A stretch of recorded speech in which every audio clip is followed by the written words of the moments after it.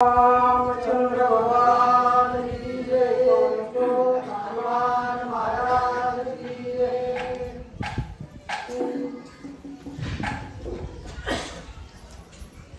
राजयाग धर्म किते धार्मिक जे गती पावती ते भोग शय शया जाते नरवती सर्वास्य रामचंद्र भगवान की जय। राम भक्तांच्या चरणी साष्टांग नमन घालून वेड्या वाकड्या भाषामध्ये कथा सांगण्याचा प्रयत्न करू। जयांचे केली स्मरण होय सकळ विद्यांचे अधिकरण ते जीवन श्री चरण श्री गुरूंचे ते नमस्कार आणि आता मस्तक हे पायावरी या वारकरी संतांच्या कल्पनेची वादानो फुले काळी ही संत मंडळी सुखी असो। ईश्वरा सर्वांना चांगली बुद्धी दे, आरोग्य दे, सर्वांना सुखात आनंदात ऐश्वर्यात ठेव। सर्वांचं भलं कर, कल्याण कर, रक्षण कर आणि तुझे गोड असे नाम सर्वांच्या अखंड मुखामध्ये राहो ही सर्वांसाठी सर्वांच्या ईश्वरापुढे हनुमानजीकडे प्रार्थना कलेला सुरुवात। भगवान परमात्मा प्रसन्न जर झाले तर काय देतील याची गॅरंटी नाही। प्रसन्न होण्याकरता प्रसन्न होण्यासारखे गुण कर्तृत्व माणसाच्या ठिकाणी लागतं। तसं कर्तृत्व आणि गुण हे जटायूकडे होते। जे पात्रू होतं देवादिदेव होता त्या देवाला मिळविण्यासाठी अनेक सायास करावे लागतात। घरादाराचा त्याग करून जपी तपी योगी महानुभाव यांनी अरण्यामध्ये जाऊन दिवे जावो अथवा राहो पांडुरंगी दृढ व्हावो या भावनेने त्याला मिळविण्याचा प्रयत्न केला, पण तो स्वप्नामध्ये कळाला नाही। असा हा भगवान परमात्मा या भगवान परमात्म्याला सहकार्य करण्यासाठी प्राणाची पर्वा न करता राजा रावणाबरोबर लढा देऊन मरणाच्या थारोळ्यामध्ये पडला। याच्यासाठी याला उत्तम गती प्राप्त करून देण्यासाठी प्रभू रामचंद्र सर्व अंगाने सर्व विचार करीत आहे। कारण या जगतामध्ये अनेक प्रकारचे भक्ती मार्गाला लागलेले जे जीव आहेत यांना भगवंताची प्राप्ती होण्याकरता अनेक साधनं जे जीव करतात आणि त्या साधनाने त्यांना नाना प्रकारच्या गत्या प्राप्त होत्या किंवा स्वर्गीय दिव्य सुख प्राप्त होते। पण ते दिव्य सुख प्राप्त झाल्यानंतर पुण्य आहे तोपर्यंत ते सुख त्याला उपभोगता येतात। मग तया पुण्याची पावती सरे इंद्रपणाची उटी उतरे सवेची येऊ लागे मागाने मृत्यू लोका। मग इंद्रपदासारखे सुख त्याला भोगायला जरी असले तरी जोपर्यंत बँकेत पैसे आहेत तोपर्यंत आपल्याला जाऊन ते उचलता येतात।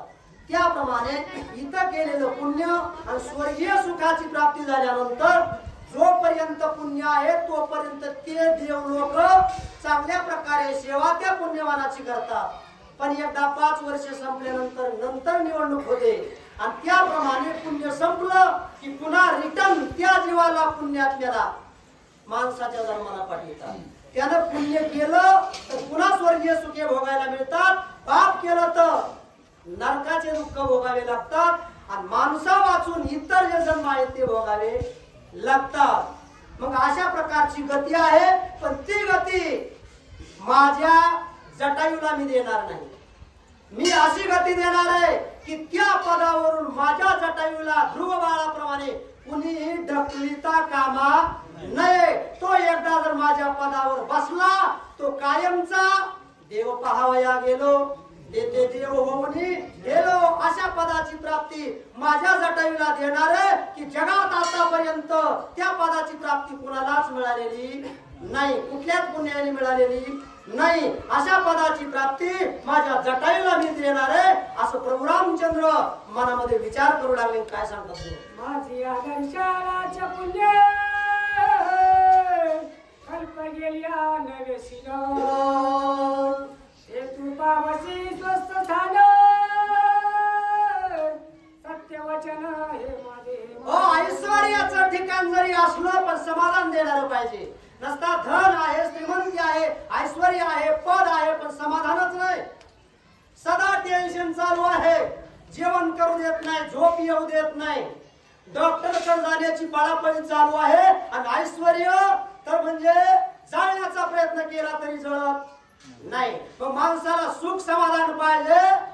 पद असून काही उपयोगाचं नाही, पण माझ्या जटायूला अशा पदाची प्राप्ती करून देणारे ते पद मिळाल्यानंतर एकतर त्या पदावरून उठ असं कुणीच म्हणणार नाही, ढकलून कुणी देणार नाही. आणि टेन्शन त्या पदाची भोग भोगीत असताना कधी माझ्या जटायूला येणार नाही.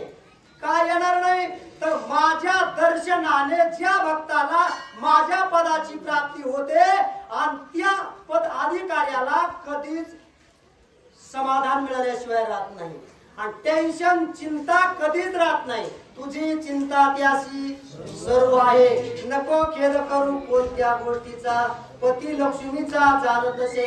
भगवंताच्या दर्शनानं भगवंताच्या पदाची प्राप्ती ज्याला होते न भूतो न भविष्यती अशा प्रकारचं सुख त्या भक्ताला प्राप्त होत आहे. आणि ते सुख जटायू तुला प्राप्त होणार आहे फक्त एकट्याला जगात, बाकीच्याला नाही. असा आशीर्वाद रामाने त्या ठिकाणी दिलेला आहे. जटायू ऐके सावधान कैसे बोलती साधारण, कैसे नव्हे माझ्या वचन त्वरित गमना तू कर. आता लवकरात लवकर माझ्या पदाला गाठण्यासाठी, माझ्या पदाचं सुख उपभोग भोगण्यासाठी लवकरात लवकर गमन करायचं आहे. गमन करण्यासाठी ज्या ठिकाणी गमन करायचंय त्या ठिकाणी जाण्यासाठी वेळेची जरूरत असते. काही वेळ काढावा लागतो, त्यावेळेस इच्छित ठिकाणी माणसाला जाता येतं.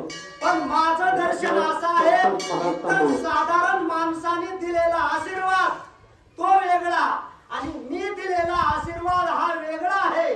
बाकीच्यांनी आशीर्वाद दिला आणि त्या आशीर्वादाचं सुख मिळण्यासाठी वेळेची काळाची गरज आहे.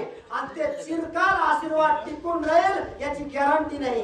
पण माझा आशीर्वाद माझ्या दर्शनाने ज्या भक्ताला मिळतो का आणि तो त्याला जाण्यासाठी काहीच वेळ लागत नाही.